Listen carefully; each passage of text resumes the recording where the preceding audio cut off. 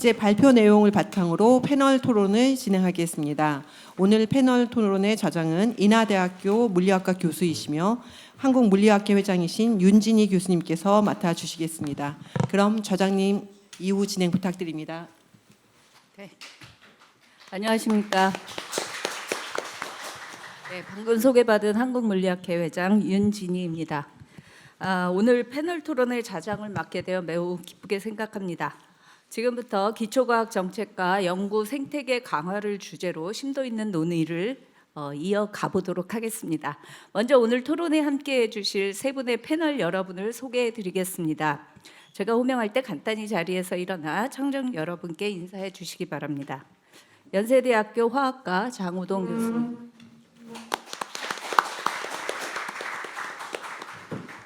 한국과학기자협회 이은정 회장님, 조선대 융합수리과학부 홍성금 교수님. 네, 오늘 토론은 각 패널께서 간략히 의견을 개진해 주신 후 종합토론과 청중 여러분들의 질의응답 순서로 이어가겠습니다. 그럼 먼저 장우동 교수님부터 시작해 주세요. 네, 오늘 제가 말씀드리고 싶은 내용은 연구비 지원 체계가 최근에 급격하게 변화를 했고요. 이것과 관련된 우려 사항에 대해서 몇 가지, 그리고 개선할 방향이 뭔가 하는 거에 대해서 조금 말씀을 드리겠습니다. 국가 GDP가 성장함에 따라서 지금까지 R&D가 꾸준하게 R&D 비용이 증가해 왔습니다. 그런 와중에 정부는 2023년도 연구개발 예산을 대폭 삭감하는 그런 조치를 내렸고요. 이로 인해서 과학 분야 연구자들의 연구 활동이 크게 위축되는 상황을 초래했습니다. 많은 연구자들은 당초 계획했던 연구 범위를 축소하거나 또는 학술 활동을 제한하는 형태로 소극적인 대응을 진행해 왔습니다. 2024년도 들어 일부 예산이 원상복구가 되었다고 하지만 연구 생태계는 한번 받은 구조적 충격으로 인해서 완전히 회복하지 못하고 있는 그런 상황에 있습니다. 연구자들은 연구비의 예측 가능성을 바탕으로 자신의 커리어를 설계하고 연구를 장기적으로 발전시켜 나가고 있습니다. 그러나 최근에 이러한 급변하는 R&D 예산 환경은 향후 연구의 상황을 예측 불가능하게 하고 연구 환경을 척박하게 만드는 주요 원인으로 작용하고 있습니다. 기초과학 분야 연구자들이 주로 의존하는 연구 과제는 한국연구재단 기초연구본부의 과제들이 대부분입니다. 그러나 올해 연구비의 구성은 기존의 연구비 지원 체계와는 완전히 달라진 그런 모습을 띠고 있습니다. 물론 연구비 삭감에 따른 기재부로부터 예산을 받아내기 위해서 여러 가지 어떤 새로운 형태의 과제를 제안했다라고 하는 점에 대해서는 인정을 할 수 있지만 이렇게 급변하는 어떤 체계 자체가 안겨다주는 충격은 상당히 크다고 할 수 있겠습니다. 특히 전체적으로 지원 분야가 굉장히 많이 세분화되었고요. 그 다음에 중복 지원이 엄격하게 제한되어 있는 그런 상황입니다. 특히 일부 과제에서는 선정 인원이 극히 제한적인 그런 상황이 되었고요. 학문 분야별로 1명 이하의 선정자를 뽑는 그런 경우도 발생을 했습니다. 예를 들어 1명의 리더 연구자를 선발하기 위해서 화학, 수학, 물리와 같은 여러 가지 학문 분야의 연구자들이 경쟁을 하는 그런 상황이 발생을 했습니다. 이러한 경우 학문 분야별 특성과 연구의 방식이 굉장히 차이가 나고 이런 차이를 무시한 비합리적인 어떤 선정에 대한 기준이 될 수밖에 없습니다. 또한 평가위원회 구성이 선정 결과에 크게 영향을 줄 수밖에 없는 그런 구조가 되기 때문에 이러한 구조는 평가의 공정성을 크게 해치는 요소라고 볼 수 있을 것입니다. 또한 같은 학문 분야별 학문 분야 내에서도 세부 전공이 나뉘어져 있는데요. 특히 화학의 경우는 물리, 유기, 무기 분석이라는 대표적인 학문 분야 이외에도 다양한 학문 분야가 존재합니다. 이 세부 전공 간에서도 경쟁이 굉장히 치열해지고 있고요. 평가의 공정성을 위해서 분야별로 동수의 평가위원을 항상 구성하는 그런 형태로 평가를 진행해 오고 있습니다.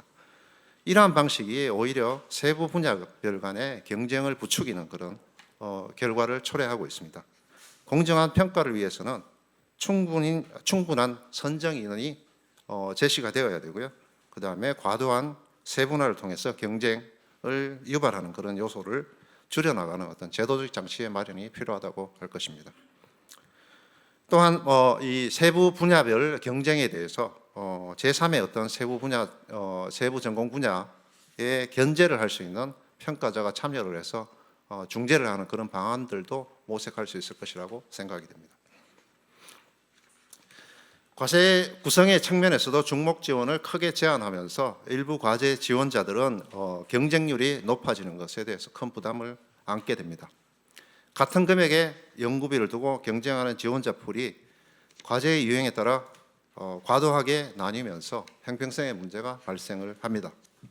특히 2024년도 공지된 과제에서 도약형과 일반형 과제로 과제가 분리되었는데요. 우수한 성과를 낸 연구자들이 도약형 지원 과제로 쏠리는 그런 현상이 발생을 했습니다. 하지만 이미 우수한 성과를 가지고 있는 사람들임에도 불구하고 선정률은 불과 10% 정도를 넘어가는 그런 상황이었습니다. 그래서 극단적으로 낮아진 선정률로 인해서 다수의 유능한 인재들이 결국은 연구비를 수주 못하는 그런 환경에 빠지기도 했습니다. 연구의 연속성과 지속 가능성을 고려할 적에 이러한 세분화된 과제의 구분은 불필요한 영역이라고 생각이 되고요. 전체적인 과제에 대한 재검토가 필요하다고 볼 수 있겠습니다. 성과를 기반으로 우수한 연구 그리고 공정한 경쟁이 이루어질 수 있도록 제도적인 개선이 필요하다고 할 것입니다. 결론적으로 연구비 지원 체계는 장기적이고 예측 가능한 구조 하에서 연구자들에게 연구에 몰입할 수 있는 환경을 제공할 수 있는 그런 방향으로 제도 개선이 진행되어야 한다고 볼 수 있을 것입니다. 네, 장 교수님 감사합니다. 질의응답은 종합 토론 시간에 갖는 걸로 하겠습니다. 다음 순서는 이은정 회장님께 부탁드리겠습니다. 네, 안녕하세요. 저는 KBS에서 과학 전문 기자로 활동하고 있고 현재 한국과학기자협회장을 하고 있습니다. 그리고 저도 학부에서 전공을 미생물학을 했기 때문에 기초과학을 전공했습니다. 하지만 제가 30년 정도 취재를 하면서 과학자들과의 커뮤니케이션을 하기 위해 노력해 왔습니다만 과학을 하는 사람, 이공계 교육을 받은 어떤 그 문화가 현재 우리나라 전체의 어떤 커뮤니케이션과 좀 잘 안 되는 측면이 있지 않나 그렇게 생각을 합니다. 일단 국민들은 기초과학과 먼 과학을 구분하지 않습니다. 그냥 과학자에게 많이 연구 지원을 해야 된다는 것에 대해서는 다 동의를 하고요. 그리고 뭐 대선하면 후보자들이 공약에 전부 다 과학을 장려하겠다고 얘기하지 않습니까? 그 부분은 그동안 우리나라 과학자들이 열심히 연구 개발을 해서 대한민국의 발전에 이바지했다는 것을 많은 국민들이 인정하기 때문이라고 생각을 합니다. 그런데 2003년 노무현 정부 때 6.5조 R&D 예산이 그랬었는데 현재 윤석열 정부 때 30조 원 가까이로 늘어났습니다. 통계 수치만으로는 그렇습니다. 그렇게 봤을 때 국민들이 보면 20년 동안 이렇게 많이 늘어난 분야가 없는데 왜 과학자들은 계속 연구비가 부족하냐, 이런 의문을 가질 수밖에 없다고 생각합니다. 제가 생각할 때는 기재부와의 커뮤니케이션이 문제가 있지 않나 생각을 하는데요. 과학기술부나 과학기술혁신본부에서 예산을 다 짜서 기재부와 협의를 하는 과정에서 많이 잘린다고 들었습니다. 내가 직접 거기에 관여하진 않아서요.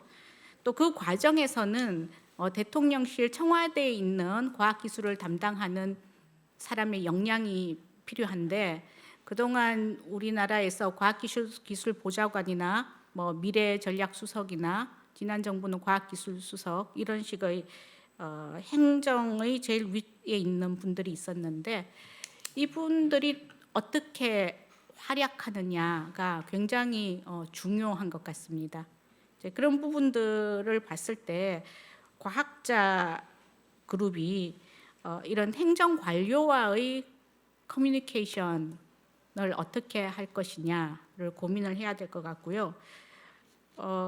행정 관료와의 커뮤니케이션을 할 때 뭔가 내놓을 자료나 지표가 명확하지 않은 게 아니냐라는 생각을 좀 했습니다. 어떨 때는 내용이 너무 많아서 뭘 요구하는지를 잘 모를 때가 있고요. 또 어떨 때는 과학자마다 말이 달라서 어느 쪽을 보고 얘기를 해야 될지 이런 것들이 헷갈릴 것 같습니다. 네. 물론 미국처럼 뭐 NSF 같은 큰 조직이 헤게모니를 갖고 거기서 예산을 잘 집행하는 것이 우리나라에도 필요하겠습니다만 우리나라는 국가 발전 단계가 그런 식으로 과학자의 어떤 내적인 동력에 의해서 연구 개발이 됐다기보다는 국가에서 먼저 연구 개발을 하라고 해서 우수 과학자를 유치하는 식으로 진행됐기 때문에 그러한 부분들이 부족한 것 같습니다. 물론 지금 기과협이 이렇게 여러 번 활동을 하고 계시고 또 학회에서 많이 일을 하고 계신다고 생각합니다. 그렇지만 과학 정책이나 과학 행정하는 부분의 어떤 역량을 좀 더 강화해야 되지 않을까 생각하고 있습니다. 그리고 두 번째, 대중과의 커뮤니케이션에 대해서는 현재까지 과학자들이 그렇게 나쁜 일을 많이 하지 않으셨기 때문에 국민들이 과학자를 보는 어떤 느낌은 좋은 것 같다고 생각합니다. 의사나 변호사 같은 전문직과 비교해 봤을 때 훨씬 과학자들이 도덕적이고 우수하고 양질이라고 저는 생각을 합니다. 대중과의 커뮤니케이션에서는 사실 이렇게 복잡한 이론보다는 단 하나의 구호, 좀 마음을 울리는 호소 이런 게 필요합니다. 그러니까 지난 5월 말에 저희 과학기자협회가 대선 공약 토론회를 했었는데요. 그때 유인권 교수님이 오셔서 폴로우에서 발언을 한번 해주셨어요. 근데 그 다음 날 한 50몇 개 기사가 났는데 그 중에 한 10개 정도 기사에는 그 유인권 교수님이 그때 그 목청껏 말씀하셨던 그 부분이 굉장히 많이 실렸습니다. 그래서 대중과의 커뮤니케이션에서는 우리나라의 발전의 과학기술이 원동력이다. 이거 다 아는 거예요. 일단은 명제로 이렇게 우리가 생각하고 있는데 이 부분에 대한 조금 더 구체적인 데이터들이 더 있으면 좋겠고요. 두 번째는 과학자들이 얼마나 열심히 연구하고 있느냐에 대한 어떤 스토리텔링이 필요할 것 같습니다. 이제 그런 부분에 대해서는 저희 과학기자협회 소속 회원 기자들도 이공계 전공한 기자들이 많아서 적극적으로 기사를 쓰려고 노력을 하고 있습니다. 하지만 저희도 데스크를 설득한다든가 다른 중요한 정치 사회 분야 기사에 밀려서 지면이나 뉴스 시간을 확보하지 못하는 부분이 있기 때문에 이제 그런 부분에 대해서 어떻게 같이 타개해 나갈 수 있을지 그런 내용에 대해서 함께 고민한 자리가 더 많아져야 되겠다고 생각을 합니다. 이상입니다. 네. 네, 회장님 감사합니다. 마지막으로 홍성금 교수님께 부탁드리겠습니다. 안녕하십니까. 이렇게 뜻깊은 자리에 또 기초과학 육성의 필요성과 중요성을 수학을 중심으로 말씀드릴 수 있는 기회를 주셔서 감사합니다. 앞 순서에서 기초과학에 대한 다양한 논의들을 해주셨기 때문에 저는 이제 수학에 좀 방점을 두고 말씀드리고 싶습니다. 특히 4차 산업혁명 시대를 맞이하는 오늘날 수학의 역할이 더욱 중요한 의미를 갖는다는 것은 다 아실 것입니다. 매스매틱스란 단어는 배우다라는 뜻의 고대 그리스에서 유래했으며 그 자체로 모든 학문과 지식의 출발점의 시작입니다. 하지만 우리 사회는 여전히 기초과학, 특히 수학에 대한 사회적 인식과 제도적 지원 측면에서 많은 한계를 지니고 있습니다. 오늘 이 자리를 통해 기초과학의 중요성을 다시금 환기하고 수학을 중심으로 한 기초과학 생태계 활성화를 위한 실질적인 방안을 함께 모색했으면 좋겠습니다. 기초과학은 단기적인 성과보다 지식의 축적과 원리 탐구를 통해 응용과 산업 발전의 기반을 마련합니다. 산업혁명 시대마다 수학은 기술 혁신을 이루는 핵심 동력이었습니다. 1차 산업혁명에서는 고전 물리학이 이론적으로 성립하는 데 응용 수학의 핵심적 토대를 제공했습니다. 2차 산업혁명기에는 전기역학과 화학이 수학적 모델링을 바탕으로 발전하였습니다. 3차 산업혁명 시대에는 전산화와 정보화가 진전되면서 수학적 알고리즘과 논리에 기반한 컴퓨터 과학이 중심축을 이루었습니다. 그러나 오늘날 초산업, 초연결, 초지능으로 대표되는 4차 산업혁명 시대에는 딥러닝과 머신러닝을 포함한 인공지능 기술이 핵심 분야로 떠오르고 있습니다.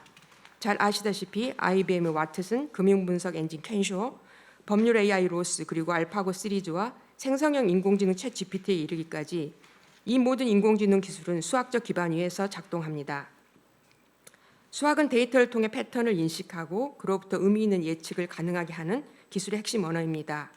이처럼 수학은 단지 이론적 학문을 넘어 기술, 경제, 사회 전반을 지탱하는 핵심 기반으로 기능하고 있으며 글로벌 기술 패권 경쟁 속에서 미래를 설계하는 전략적 자산이라고 할 수 있습니다.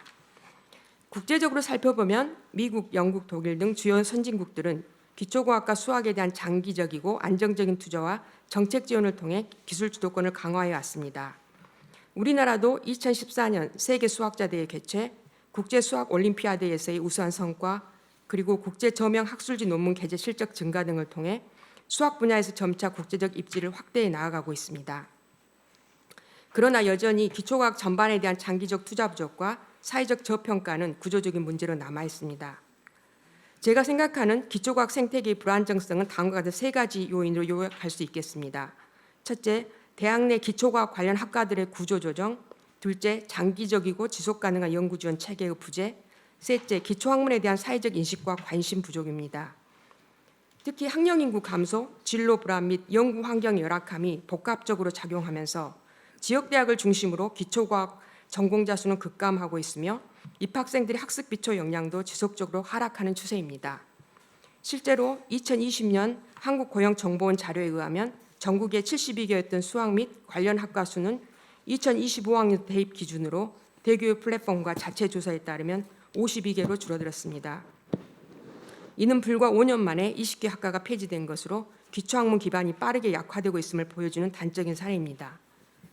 저희 대학의 경우를 예를 들면 최근 5년간 물리, 수학, 화학, 생물학 등 기초과학 계열의 학과의 수시 모집 경쟁률은 지속적으로 하위권을 기록하였으며 수능 등급 평균 또한 기초학력 미달 수준까지 하락하였습니다. 결국 수학과와 물리학과를 융합수리과학부로 통합하였으며 기초학력 저하로 인해 필수 교양 교과목을 이수조차 어려움을 겪는 학생들이 더욱 늘어나고 있습니다. 이는 곧 중도 탈락률의 증가로 이어지고 있습니다. 연구 현장 또한 녹록치 않습니다. 박사학위 취득 후 7년 이내에는 신진 연구자로 분류되어 일정 수준의 연구 지원을 받을 수 있으나 이후에는 우수한 성과를 지속적으로 내는 연구자조차 후속 지원이 끊기면서 연구를 중단하거나 유출되는 사례가 적지 않습니다. 이는 개인의 진로 차원을 넘어 우리나라 과학기술 전반적으로 지속 가능성 자체를 위협하는 구조적인 문제입니다. 기초과학은 특성상 단기간 내에 성과를 내기 어렵습니다. 따라서 장기적 관점에서 안정적이고 연속적인 연구 지원 체계로 전환이 시급합니다. 또한 기초학문에 대한 사회적 인식 역시 개선이 필요합니다.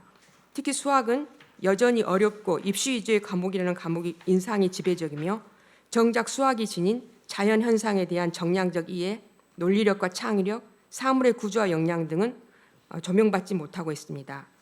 이는 결과적으로 우수 인재 유입을 가로막는 근본적인 장벽이 되고 있습니다. 반면에 해외 주요국은 수학의 사회적 가치와 미래 전략적 중요성을 국가 차원에서 인식하고 정책화하고 있습니다. 예컨대 인도는 수학자 라마누잔 탄생 125주년을 기념하여 2012년을 국가 수학의 해로 지정하고 그해 12월 22일부터 국립수학의 날을 선포하여 수학 대중화 정책을 적극 추진하고 있습니다. 영국은 수학을 국가 경쟁력의 핵심 역량으로 규정하고 교육 정책과 산업 전략에 긴밀히 연계된 시스템을 운영 중이며 일본은 문부 과학성을 중심으로 수학 및 기초과학 분야에 대한 체계적인 정책 지원을 지속하고 있습니다. 이제 우리나라도 기초과학 생태계 전반을 재점검하고 다음 세 가지 정책 전환을 통해 실질적인 육성 기반을 조성해야 할 시점이라고 생각합니다. 첫째, 대학 차원의 기초과학 육성 지원 사업 도입이 필요합니다. AI, 금융공학, 데이터과학, 정보보안 등과 연계된 수준별 전공 교육과 창의적 문제 해결형 수업, 그리고 비교과 프로그램을 포괄하는 통합적 교육체계 구축을 위해서는 전용 재정 지원이 필수적입니다. 예를 들어 과학기술정보통신부의 소프트웨어 중심대학 사업은 교과와 비교과 전반에 국비를 투입하여 실제적인 성과를 내고 있습니다. 그러나 이러한 기술 교육도 수학적 사고력과 이론적 기반 없이는 지속 가능성을 담보하기 어렵습니다. 따라서 기초과학 전공자를 위한 전 주기적 맞춤형 지원 체계가 절실합니다. 둘째로 연구자들에게 안정적이고 연속적인 연구 기회 제공을 해야 합니다. 특히 일정한 성과 기준을 지속적으로 충족하는 연구자에 대해서는 신뢰가 가능한 평가 지표를 바탕으로 자동 연속 지원이 가능하도록 제도를 설계해야 될 것입니다. 또한 지역 거점 대학의 수학 연구소를 설립하고 체계적으로 운영함으로써 연구 인프라 구축과 인재 육성의 선순환 구조를 만들어야 할 것입니다. 셋째, 기초학문에 대한 사회적 공감대 형성이 필요합니다. 초중등 교육 단계에서 탐구 중심의 수학 교육을 확대하고 입시의 수학적 사고력과 창의성을 평가하는 체계를 도입함으로써 교육이 입시 중심으로 흐르지 않도록 해야 합니다. 또한 수학의 산업적 응용 가능성에 대한 인식을 높이고 다양한 진로 모델을 제시하여 우수 인재를 유입할 수 있도록 유도해야 합니다. 아울러 대중과 함께 수학 및 과학의 가치를 나눌 수 있도록 과학 콘텐츠, 수학과학 문화 행사들에 대한 국가적 지원도 확대해야 할 것입니다. 지금은 기초과학, 특히 수학에 대한 정책 패러다임과 사회적 인식이 근본적으로 전환되어야 할 시점입니다. 오늘의 토론이 그 의미 있는 논의를 본격적으로 확산시키는 출발점이 되기를 기대합니다. 경청해 주셔서 감사합니다. 네, 홍 교수님 감사합니다. 이제부터 종합토론 시간으로 청중 여러분들의 의견과 질문을 받는 시간인데요. 제가 일단 이제 많은 분들의 의견, 공통적인 그런 궁금증을 좀 모아서 먼저 패널 분들과 또 발제자 분들께 먼저 질문을 드리겠습니다. 먼저 제 옆에 계신 장 교수님께 드리겠습니다. 장 교수님께서는 이제 안정적인 그런 기초 연구 또는 기초과학의 그 연구를 위해서 예측 가능성이 굉장히 필요하다라고 얘기해 주셨고, 또 뭐 이제 연구 과제들이 지나치게 세분화되었다던가 아니면 선정 인원이 너무 적다, 선발되는 인원이 너무 적다, 또 공정한 평가가 필요하다, 뭐 이런 여러 가지 얘기를 해주셨는데요. 다 공감이 가는 내용이기는 합니다. 근데 이제 예측 가능성에 대해서 이제 저는 좀 더 질문을 드리고 싶은데요. 이 예측 가능성은 사실 어떻게 보면 이제 꾸준한 선정률을 유지한다라는 거, 그런 것과 관계가 있다라고 생각됩니다. 현재 사실 저희가 지난 성명서에서도 발표했지만 전체 한 그 전임 비전임 교원 이 한 8만 명 정도가 되고요. 그중에 연구 수행 의지를 가진 분들이 한 5만 6천 명, 한 70% 정도 됩니다. 근데 기초과학의 경우에는 사실 이제 다른 그냥 연구에 비해서 선정률이 조금 더 높아야 된다라고 많이들 얘기를 하는데요.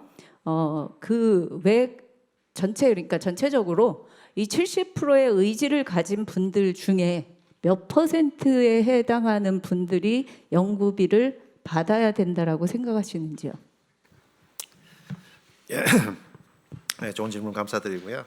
예, 그 지난 정부 전 정부죠. 그러니까 문재인 정부 시절에 연구비가 꾸준하게 정액이 됐습니다. 이 정액되는 과정에서 신성민 교수님 발표 자료에 보시면은 2021년도에 선정률이 41%를 찍었습니다.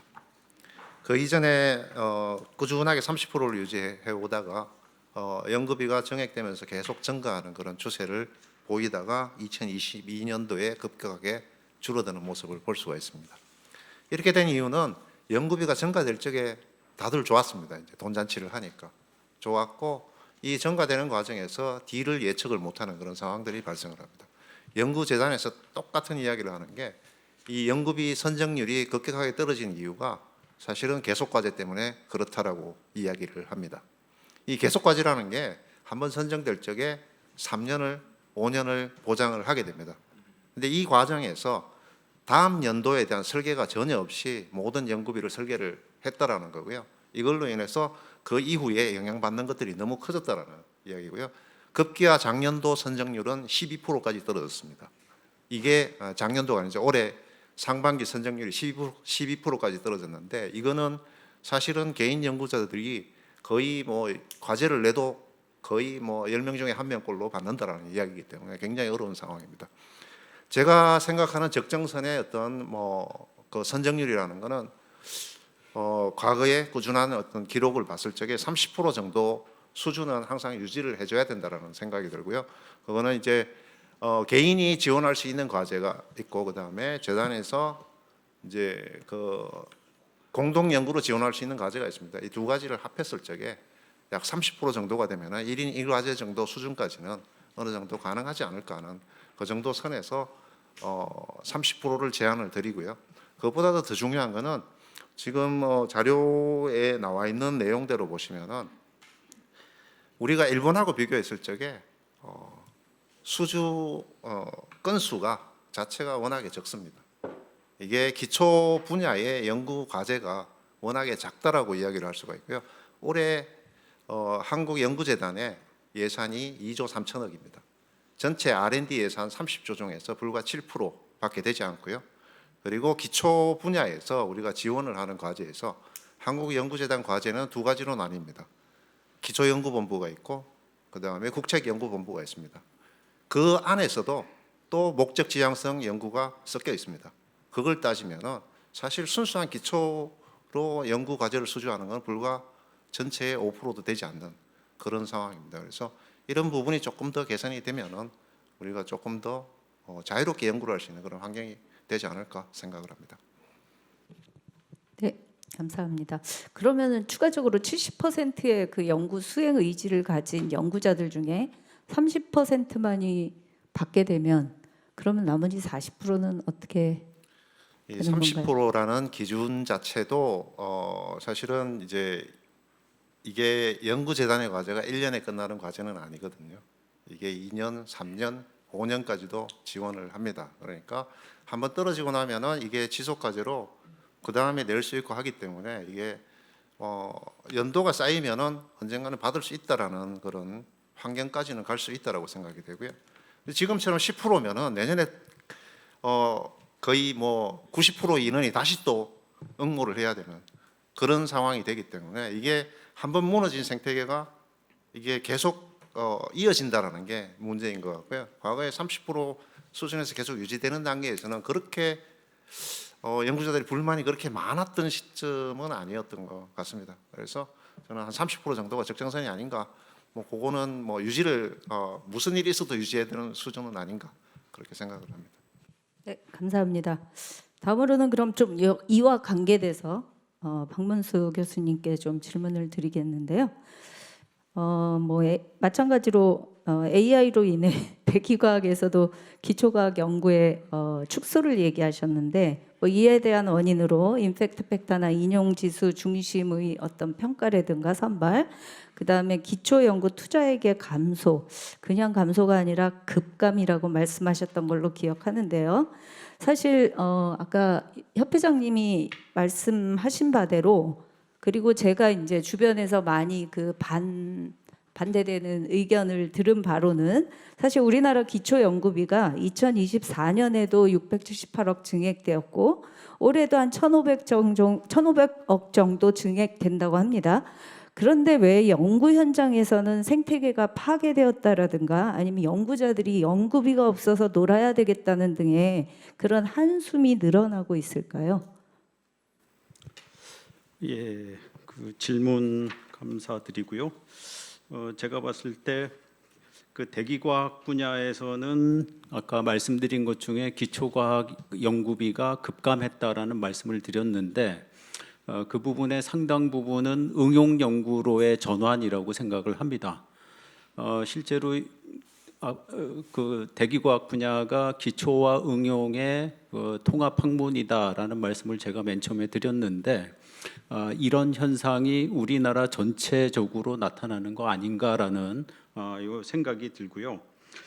상대적으로 전체 연구비가 늘어났다라고 하더라도 기초과학 쪽은 줄었다라고 보시면 될 것 같고 늘어난 연구비 중에 상당 부분은 거대화하면서 오히려 개수가 줄어드는 그 효과가 있지 않았나라는 생각을 합니다. 거대화되면서 오히려 많은 사람들이 소외되는 현상이 나타나서 연구비가 그 연구 수행하는 인력은 줄어들은 걸로 이렇게 파악이 되고 있습니다. 예, 답변이 되셨는지. 예, 감사합니다. 그러니까 어떤 순수한 기초 과학보다는 응용 쪽으로 이제 좀 많이 쏠리는 예, 현상이 대기과학 있고, 쪽은 그런 성격이 짙다고 보시면 될 것 같습니다. 예, 아마 뭐 다른 부분도 다 비슷할 것 같은데 그러면 혹시 예, 추가적으로 어떻게 하면은 좀 순수와 그 순수 쪽으로 좀 투자를 더 늘리고 응용 쪽을 분리시켜야 될까요? 어떻게 방법이 뭐 좀 다른 분야까지 제가 이렇게 말씀드리기는 주제 넘는 것 같고 기상청 한도 내에서는 기상청의 연구개발비 중에 일정 부분을 기초연구 쪽에 좀 할당을 유도하는 그 다음에 각 부처별로 그런 부분에 어느 일정 부분을 기초연구 쪽으로 할당을 하거나 유도할 수 있는 부분이 있다면 그게 한 가지 방법이 되지 않을까라는 생각을 하고 있고 또 임팩트 팩터에 대한 부분도 제가 말씀드렸는데 순수 기초 연구에 대한 그 수월성 지수 쪽에서 불이익을 보는 부분이 있다 보니까 그 부분에 대한 것도 그 일정 부분 뭔가 보완이 필요하다라고 생각을 하고 제가 생각하는 한 가지 방법 중에 하나는 그 각 학회에서 순수 기초 연구라고 할 수 있는 그 저널들이 있다면 임팩트 팩터와 상관없이 순수 기초 연구에 해당하는 저널이 있다면 그 부분을 지정해서 이 부분에 대한 인센티브를 일부 평가에 반영할 수 있도록 하면 어떨까라는 생각까지는 해봤습니다. 네, 그러니까 약간은 이제 좀 기초 연구 쪽으로의 어떤 할당 그다음에 인센티브 이 두 가지가 핵심이 아닐까 생각이 듭니다. 예, 그다음에 뭐 이제 평가 시스템의 좀 개선 이런 것들이 답이 될 거라고 생각하신다고 한 걸로 이해됩니다. 예, 감사합니다. 그러면 홍성금 교수님께 좀 질문드리고 싶은데요. 기초과학의 생태계 안전성을 위협하는 주요 요인으로 이제 세 가지를 꼽으셨잖아요. 근데 그 중에 이제 저한테 당장 또는 대부분 교수님들한테 당장 이렇게 확 와닿는 게 대학 내 구조조정이라는 요인인 것 같습니다. 그래서 보통 이제 기초 과학이 보통 어떤 이제 새로운 이슈들이 등장하면서 그 분야에 대한 어떤 할당 그런 것 때문에 이제 당장 기초 과학에 해당하는 학과들의 정원이 이제 줄어들고 그러면서 자연스럽게 지금 지역에서는 지방에서는 지역 대학들의 그 자연과학 학과들이 폐과가 되는 지금 상황에 몰리고 있는 거죠. 예, 그래서 이러한 문제를 막기 위해서 어떤 조치들이 필요할 건지 혹시 생각해 보신 것이 있으신지요?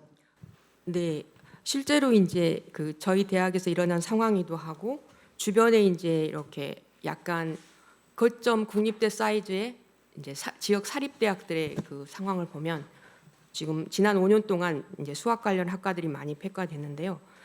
제가 생각하기에는 기초과학 그 학과는 구조조정 그 대상이 돼서는 안 된다고 생각합니다. 사실 산업 수요 대응을 위한 국가지정 증원 방식이 필요하다고 저는 보고 있습니다. 그리고 그 총정원 그 총 입학 정원의 증원을 통해서 이걸 대체하거나 또는 유연한 조정이 필요한 학과들이 있습니다. 예를 들면 자유전공학부랄지 이런 데서 조정을 하는 방법이 저는 좋을 것 같고요. 그 다음에 만약에 신규 학과를 반드시 설치해야 된다면 사실 그 분야는 기초과학을 베이시스로 하고 있기 때문에 기초과학과 함께하는 융합 트랙을 만들든지 아니면 복수전공, 연계전공을 담보로 하고 그 신규 학과 설치를 허락하는 그러한 좀 제도적 장치가 있었으면 좋겠습니다. 감사합니다. 마찬가지로 사실 그러니까 이제 그게 다 인력의 감소 그죠?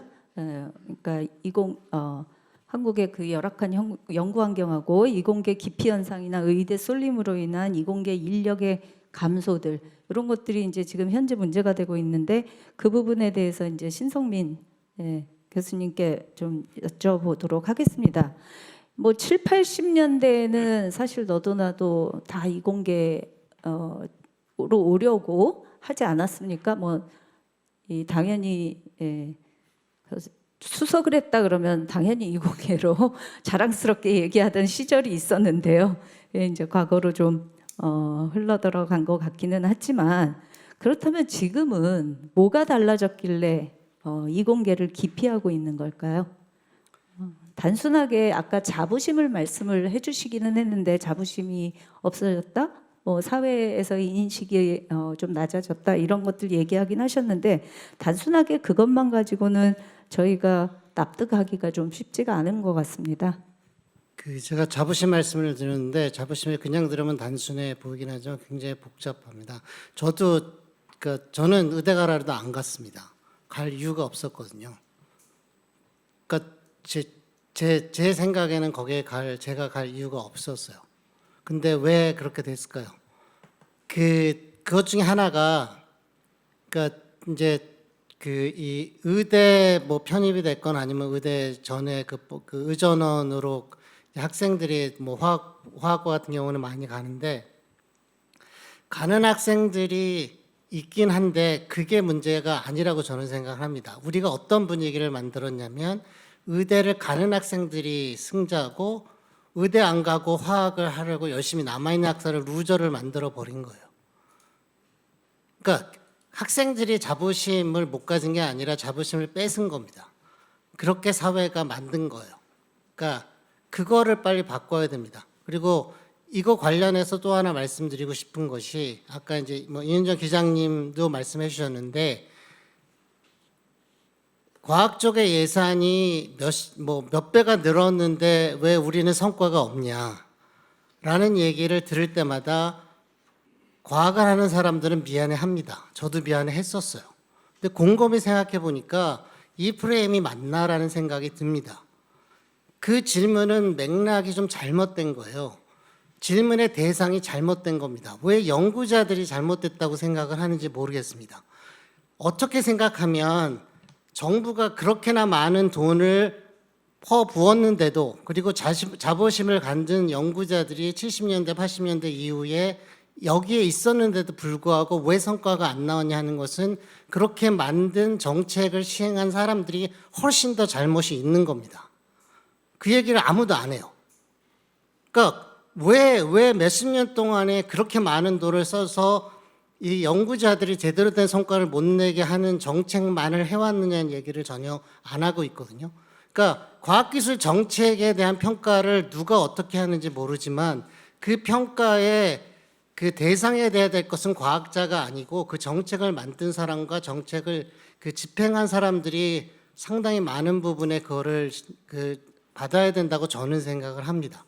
그래서 결국 자부심이라고 하는 것이 그러니까 자부심이라고 하는 것이 단순해 보이지만 굉장히 복잡한 것이고 저는 그 이공계 기피라고 하는 말 자체도 약간 그런 프레임에서 나온 맥락이라고 생각을 해서 그나저도 사실 쓰고 싶지 않은데 그러니까 자부심이라고 하는 것은 굉장히 복잡한 문제라고 저는 생각을 하고 아까 마지막으로 말씀드리면 이제 이 과학기술과 과학기술자에 대한 평가가 그렇게 나쁘지 않은데도 불구하고 과학기술가 되는 것을 꺼려하는 분위기를 만든 사회를 빨리 바꿔야 될 것 같습니다.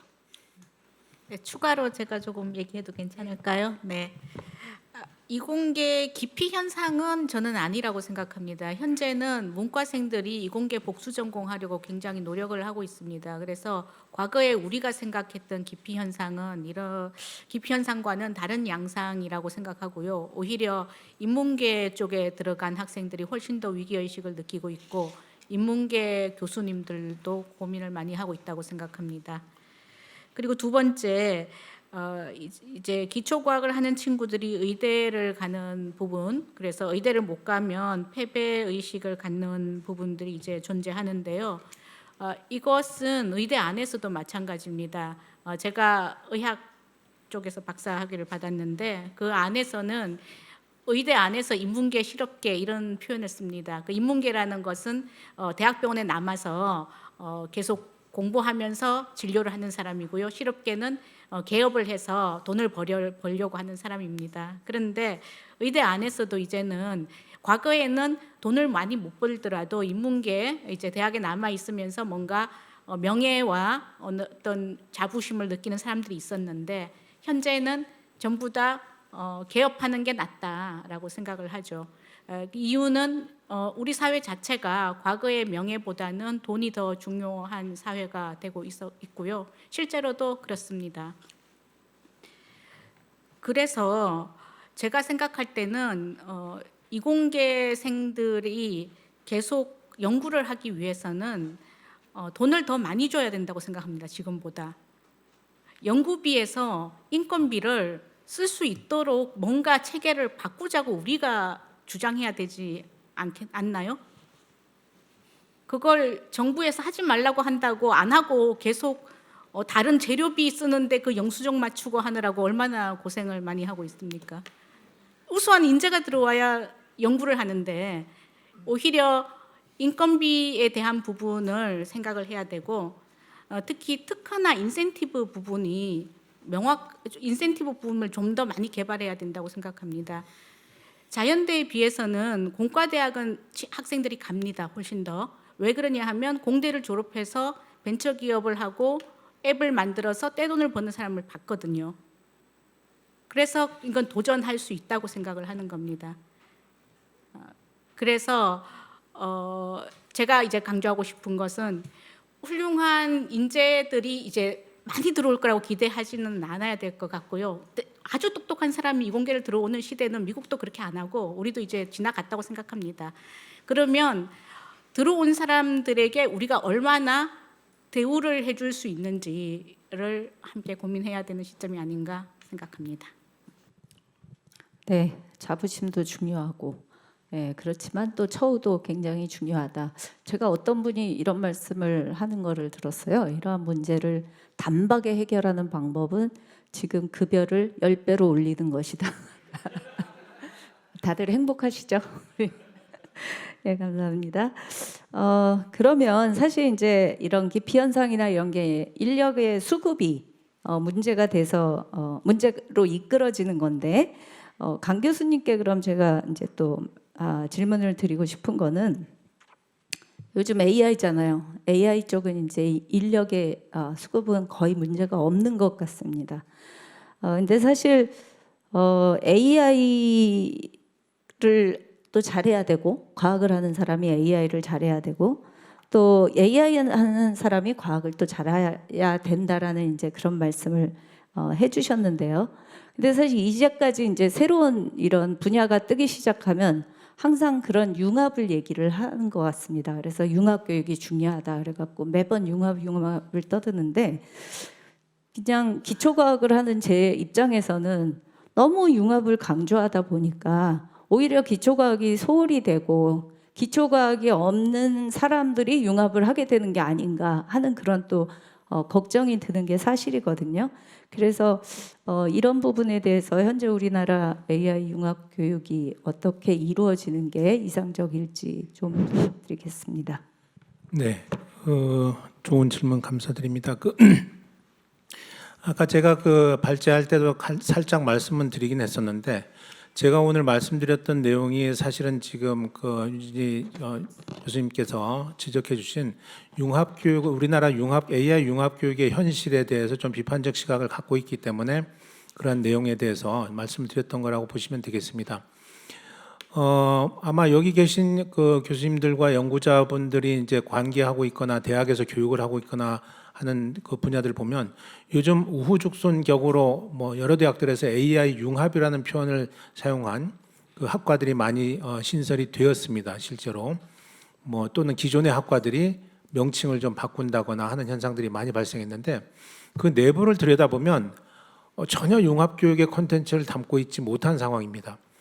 기존에 강의했던 교과목에 살짝 AI 내용을 붙인다든지 아니면 새로운 교과목을 편성하더라도 전혀 학과에서 커리큘럼에 대해서 공동 토론이라든지 공동 논의에 근거하지 않고 어떤 교수님이 내가 그러면 AI 관련된 거 강의해 보겠다라고 해서 이제 살짝 그런 냄새가 나는 타이틀 정도로 갖다 붙이는 것들이 AI 융합 교육을 한다는 그런 그 전면에 내세우는 상황이 되고 있는데 제가 생각할 때 AI 융합 교육을 위해서는 실질적으로 그 각 도메인 전문가와 그다음에 AI 전문가의 실질적인 코워크가 이루어져야 된다고 봅니다.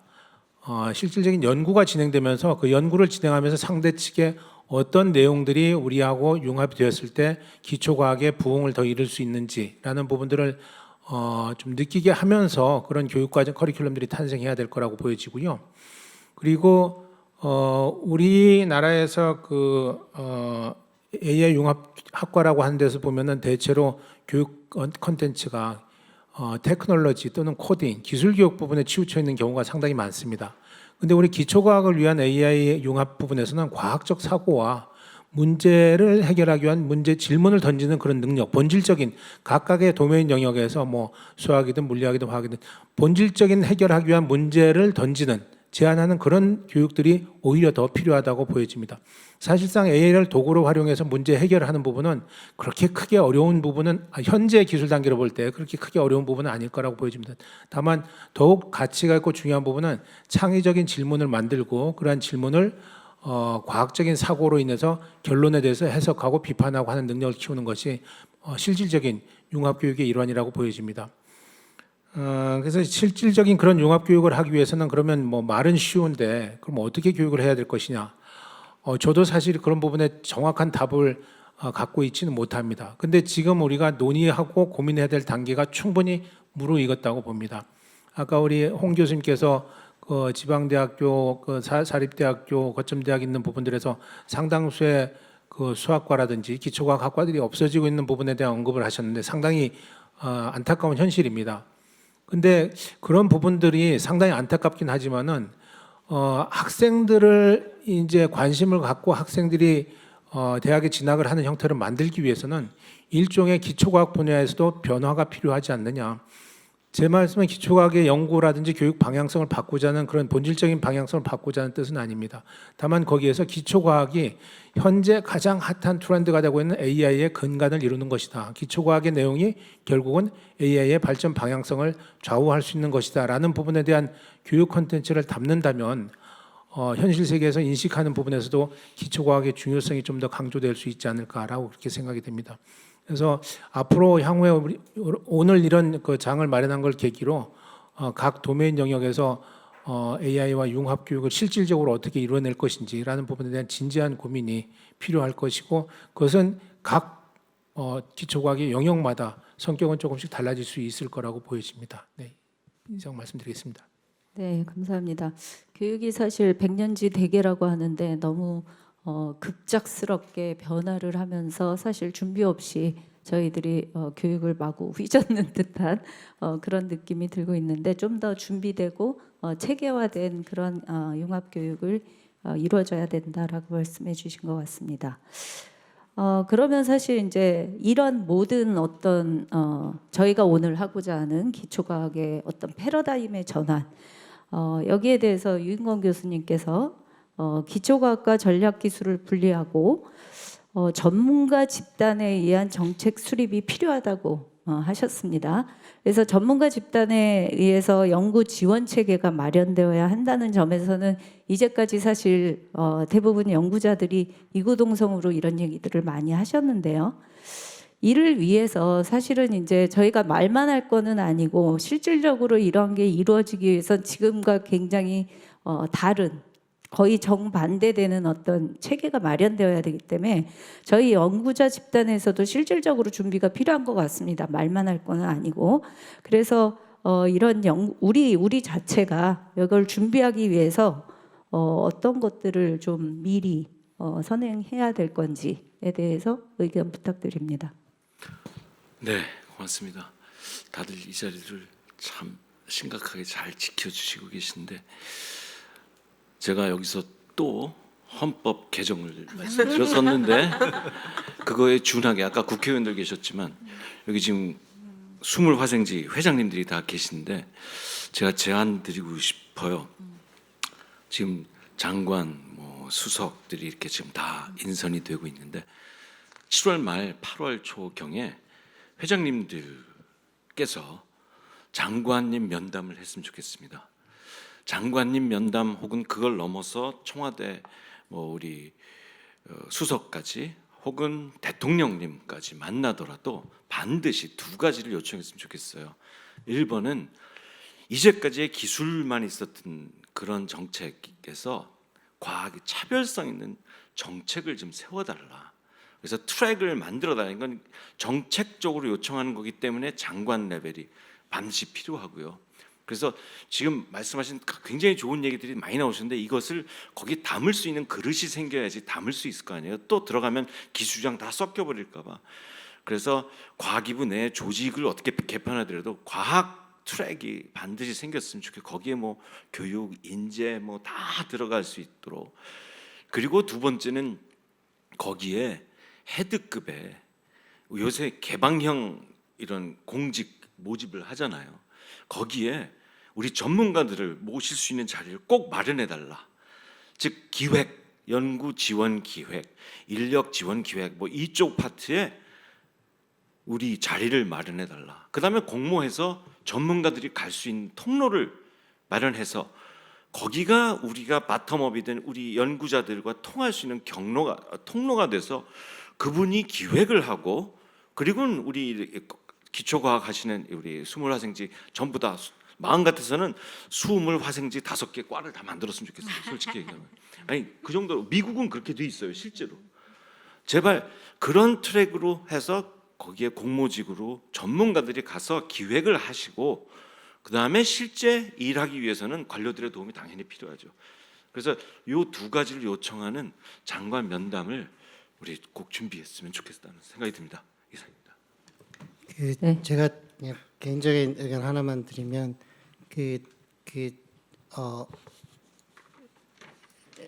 좀 전에 말씀하신 거에 100% 동의를 하면서 의견을 말씀을 드리면 저희가 이제 전문가라고 했을 때 지금까지는 너무 개인 위주로 이런 정책 입안에 참여한 것으로 저는 생각을 합니다. 여기서 전문가라고 했을 때는 예를 들어서 화학 쪽 전문가라고 하면 그 전문가 누군가가 중요한 게 아니라 그 누군가가 화학회 전체의 의견을 대변할 수 있는 커뮤니티의 메커니즘 하에서 나온 사람이어야 한다고 저는 생각을 합니다. 그래서 개인의 의견이 아닌 모든 그 커뮤니티의 의견들이 수렴되는 과정을 거치고 그것이 폭넓게 공유되는 상황에서 그 의견들이 들어갈 수 있는 그런 전문가가 되어야 된다고 생각합니다. 네. 네, 좋은 말씀 감사합니다. 장관 면담할 때 같이 가시죠. 예. 마지막 질문인데요. 근데 사실 윤정 협회장님께서 말씀하시는데 거의 대부분 다 말씀을 해주신 것 같긴 합니다. 사실 저희가 지난번 성명서 발표할 때도 제가 어떤 언론인한테 그 의견을 받았었는데요. 그러니까 저희는 너무 당연하게 생각하고 그 부분에 대해서 어떤 생각의 그 전개 이런 것들을 얘기 안 하고 바로 결론으로 들어갔는데 그 부분들이 사실 대중한테는 납득이 안 가는 부분들이 있더라고요. 그래서 그런 쪽 즉 대중과 소통하는 것이 참 중요하긴 할 텐데 저희가 대중으로부터 지지를 얻는 방법이 별로 없을 것 같아서 기초과학의 중요성을 대중에게 알리고 저변을 넓히는 방법을 기자로서 좀 충고해 주시면 좋겠습니다. 이제 기초과학의 저변과 과학 전체의 저변에 대해서 좀 생각해 보겠습니다. 일단 기초과학의 저변을 알리기 위해서는 이제 과학에 대한 호기심과 과학에 대한 어떤 흥미 이걸 불러일으키는 부분이 제일 중요할 것 같습니다. 왜냐하면 기초과학으로 무슨 우리가 눈에 보이는 성과 얘기를 할 수 있는 건 아니니까요. 그렇게 봤을 때 과학 지식에 대한 부분 또 그걸 연구하는 과학자의 어떤 삶과 흥미있는 내용들 약간 위인전이 될 수도 있지만 그런 부분들이 좀 필요할 것 같고요. 이제 과학 전체에 대해서 어떤 소통이라고 생각했을 때는 오늘 이제 패러다임의 전환이잖아요. 다른 형태의 어떤 접근을 좀 더 해봐야 되지 않을까 생각합니다. 제가 최영도 의원을 한 3번쯤 이런 통로에서 만났는데 그때마다 최영도 의원이 얘기하시는 게 그 과학이랑 방송통신위가 같은 소속에 되어 있어서 과학을 잘 열심히 안 한다라고 하잖아요. 그러면 과학자가 국회의장을 찾아가서 이거 시스템을 너도 고쳐라. 그러니까 과학만 하든지 아니면 과학과 비슷한 성격의 다른 거를 같이 놓고 방통은 저 문체부나 이쪽으로 바꿔라라는 그런 제안을 할 수 있지 않을까 생각을 합니다. 그리고 오늘 같은 이것도 네 분이나 국회의원들이 오셔서 굉장히 그래도 성의를 많이 보이셨는데 항상 이런 걸 하면 국회의원들은 앞에 축삼하고 가시잖아요. 어떻게 하면 이분들에게 뭔가 한 가지를 더 우리가 얘기하고 그거를 가지고 명심하게 해서 갈 수 있을까? 이런 것들도 좀 고민해 보면 좋지 않을까 생각합니다. 이상입니다. 예, 굉장히 중요한 말씀 해주셨는데요. 그러면 국회의장 만나갈 때 또 같이 참여해 주시는 걸로 알겠습니다. 예, 그래서 대충 제가 좀 마련했던 질문들은 이런데 지금 그러면 플로어에서 궁금한 점들이 많으실 것 같습니다. 그래서 지금은 플로어의 시간입니다. 질문하실 분은 손을 들어주시면 마이크를 갖다 드리겠습니다. 예, 그 서강대학에 있던 이덕환입니다. 제가 2012년도에 기과협 회장을 했거든요. 그때는 고등학교 과학교육이 무너진다고 그때 이주호 교육부 장관이 들고 나온 게 STEAM이라는 이슈였습니다. 그냥 김 빠진다는 STEAM입니다.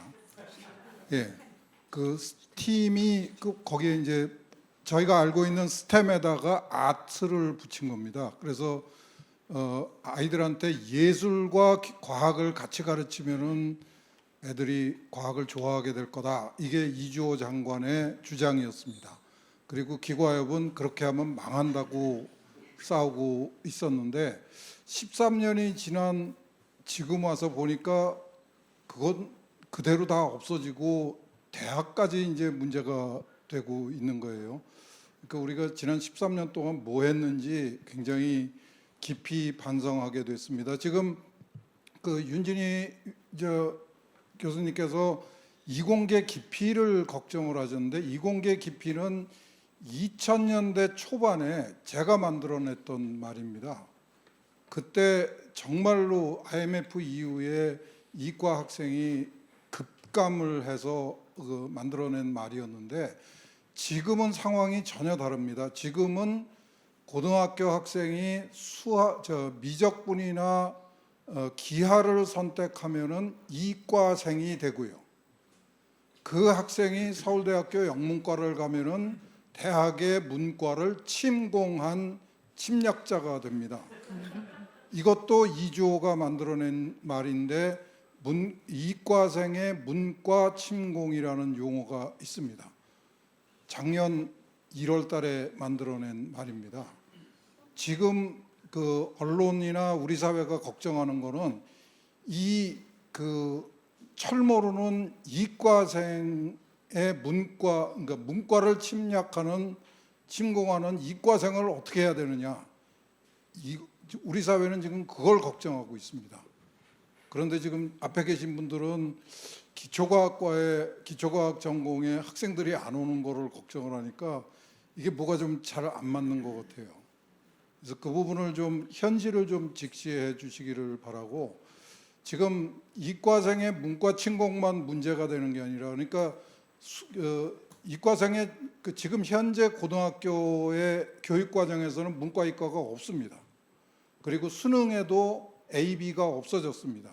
그러니까 이과형 수능, 문과형 수능이 없어졌어요. 그래서 언론하고 사교육 시장이 만들어낸 게 수학에서 미적분이나 기하를 선택하면 이과, 통계와 확률을 선택하면 문과 이렇게 정의를 합니다.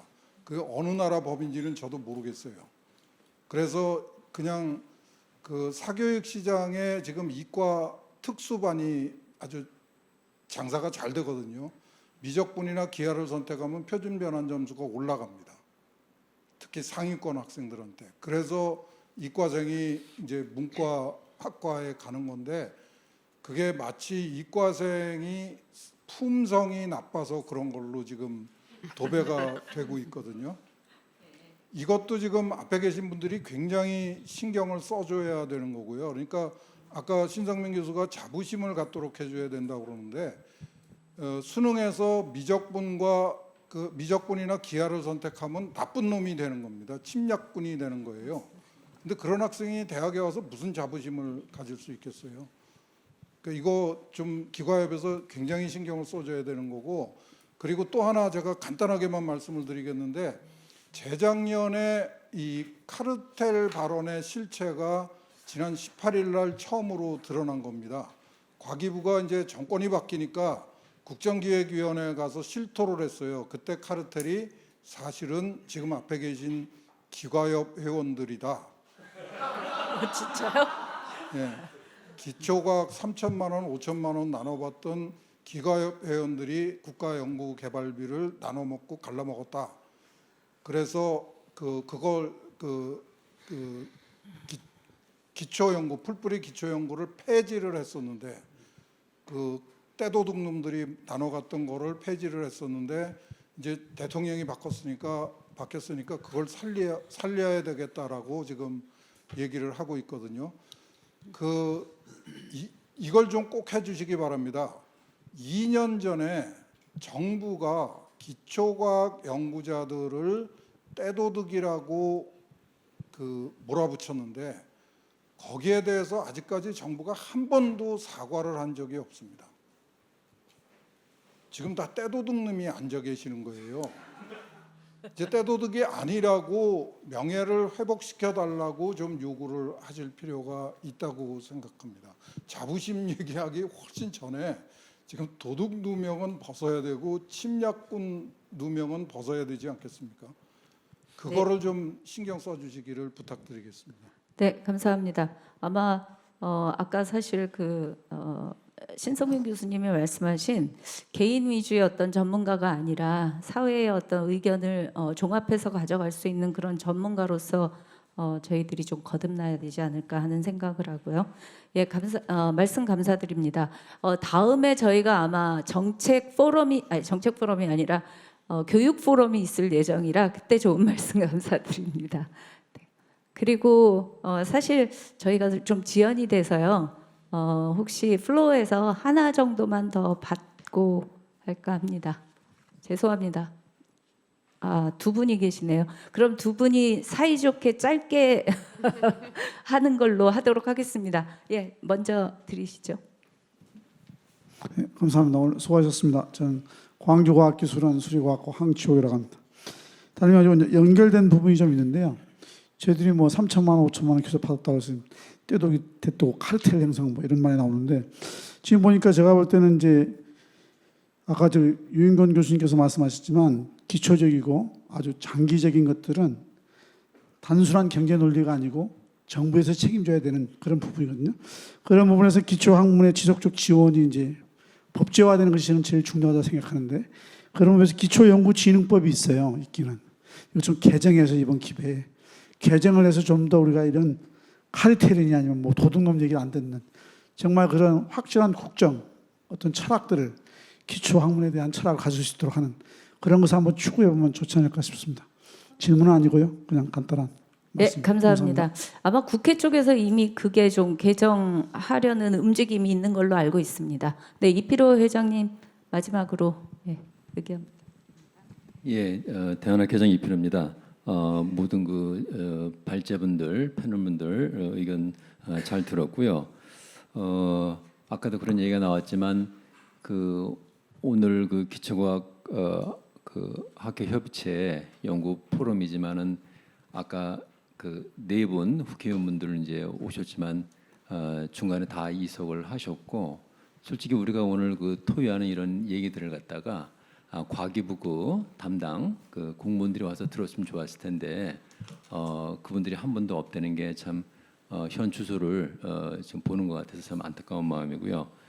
작년에도 뭐 저희가 기과협 이제 화학기가 맡을 순서가 돼서 그때도 이제 이메일을 다 보내드렸는데도 그때 한 번도 안 오시더라고요. 그분들 입장에서는 아무래도 불편하실 것 같아서 그런 건데 제가 질문보다도 의견을 좀 말씀을 드리도록 하겠습니다.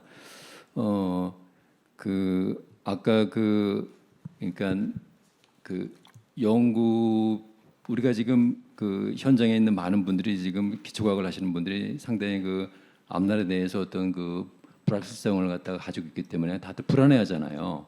이게 지금 연구비라는 게 예측 불가능한 상황으로 지금 이게 지금 점점 갈수록 이렇게 지금 제도가 삭감이 되고 어떤 그 과기부에서 어떤 보여주기식 어떤 그 예산의 어떤 그런 집행으로 인해서 연구비를 그나마 가지고 계신 분도 그렇고 없는 분도 그렇고 다들 지금 앞날에 대해서 어떤 그런 지금 예측을 못하다 보니까 다들 불안해하고 이러는 것 같습니다. 방금 전에 그 이덕환 전 화학회 전 회장님께서 카르텔을 말씀을 해주셨는데 제가 작년에 이제 회장으로서 그 정부 어떤 간담회라든가 이런 거 많이 통해서 이제 가서 들었던 얘기 중에 이제 쇼크를 받았던 게 언론을 통해서 이제 카르텔 얘기를 들었었고 하나는 그때 과기부 한 직원분이 얘기를 하다가 그 우리나라 그 연구가 너무 노동집약적이다 이런 얘기를 하시더라고요. 이제 결과적으로 그걸 지금 최근에 그 과기부 직원이 그 카르텔이라는 게 이제 풀뿌리 사업이라는 걸 얘기를 듣고 그게 전부 다 이제 매치가 되는 얘기인데 최근에 실례로 이제 그 이노코어라는 사업도 최근에 지금 발표가 됐잖아요. 근데 그런 것도 보면 이제 그 포닥을 뽑아서 그 한 9천만 원씩 연봉을 주면서 5년간 한 3천억 정도 투자한다 그러잖아요. 그래서 제가 보기엔 이게 지금 과기부에 예산이 없는 것 같지는 않습니다. 지금 있는데 결과적으로 집행이 문제가 가장 큰 것 같고요. 그런 어떤 보여주기식 집행 그게 가장 큰 문제인 것 같고 그래서 저희가 기과협이 이런 그 행사라든가 이런 걸 꾸준히 지속해서 저희가 정부 측에 그 의견을 전달하고 아까 유인경 교수님 말씀하신 대로 그렇게 좀 크게 그런 분들도 만나서 저희가 지속적으로 저희 그 기과협의 어떤 그 설립 취지라든가 우리 기초과학의 중요성 이와 같은 걸 갖다가 지속해서 해야 될 것으로 생각을 합니다. 예, 감사합니다. 네, 감사합니다. 그럼 짧게 부탁드립니다. 짧게 될지 모르겠는데 제가 요새 좀 말이 조금 생겼는데 그 이덕환 교수님께서 얘기하신 부분에서 첫 번째 그 입시 문제는 구체적인 얘기를 여기서 얘기할 필요는 없고 그냥 느낌은 아까 제가 그 우리 연구비를 많이 쓴 거에 대한 문제 저희가 사실은 연구 정책을 잘못하고 있다는 얘기를 들었는데 비슷한 느낌입니다. 입시 정책 너무 엉망이어서 이제 그거는 저희 기과협에서 말씀하신 대로 조금 더 생각을 해봐야 될 것 같고요. 두 번째 그 2년 전에 깎으면서 카르텔 얘기도 했지만 그때 제일 제 개인적으로는 어처구니 없는 단어가 R&D 다운 R&D였습니다. R&D 다운 R&D는 우리가 아는 건데 왜 니네들이 R&D 다운 R&D를 얘기를 하나라는 마음이 들더라고요. 그래서 그러니까 너무 심하게 얘기하는 것 같지만 저도 이덕환 교수님의 말에 동의하는 부분 중에 하나는 뭐냐면 그러니까 영어로 하면 되게 괜찮은데 이제 우리나라 말로 하면 이게 적절할지는 모르겠는데 영어로는 부시는 부시신 것입니다. 우리나라 말로 하면 개소리는 개소리거든요. 그래서 개소리를 했을 때는 개소리를 했다라는 얘기를 할 수가 있었으면 좋겠다라는 생각을 갖고 마지막 하나만 더 말씀드리면 아까 그 대중 하나 그거 소통하는 얘기가 나오는데 그럴 때마다 우리가 잘못 생각할 수 있는 것 중에 하나가 대중이 과학을 모른다는 생각을 전제를 하는 경우들이 있는데 안 그런 것 같습니다. 요새는 사실 과학과 관련된 유튜브도 엄청 사람들이 많이 보고 그러거든요. 그래서 좀 더 과학자들이 사실 뭐 이덕환 회장님은 예전부터 많이 하셨지만 겁내지 말고 일반 사람들하고 대화를 해보면 대화도 많이 되고 거기에서 서로 배우기도 하고 과학에 대한 인식도 될 것 같아서 좀 더 그러니까 우리가 가르치려는 생각을 갖지 말고 그냥 대화하는 형태로 그러니까 과학 소통을 했으면 좋겠다는 생각이 들었습니다. 예, 이상입니다. 네, 감사합니다. 서둘러서 자리를 이석하셔야 될 분이 있으신 관계로 오늘 여기서 패널 디스커션을 마치도록 하겠습니다. 참가해 주신 모든 분들께 감사드리고 여기 계신 패널 분들 중에 시간이 많으신 분들이 많으니까요. 끝나고 질문해 주시면 좋을 것 같습니다. 예, 수고들 하셨습니다.